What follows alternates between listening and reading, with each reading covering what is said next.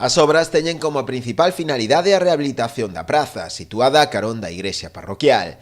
Ademais da mellora integral do entorno, a actuación prevé a retirada do vello palco de música existente, en moi mal estado. Unha obra moi necesaria e demandada tamén. Ali hai un vello palco de música que está nun estado ruinoso, que supón un grave peligro para a cidadanía de ali, e entón o que fixemos foi non só facer un proxecto para derribar este palco, senón para mellorar, rehabilitar e mellorar toda a zona, toda a Praza do Cristo, que é a praza que está xusto diante da igrexa parroquial de Santiago de Tal desta parroquia. É unha obra que vai a dignificar todo aquel entorno, non só, insisto, non só tirar o palco da música, senón mellorar todo o entorno da igrexa e toda a praza, que é un lugar xunto coa zona de Agrobello e a zona da praia, e a zona que máis afluencia de persoas ten, sobre todo da parroquia de Tal. A actuación cun orzamento duns 80.000 euros será executada con cargo ao Plan Único da Deputación da Coruña. Esta obra ten un importe inicial de 80.000 euros.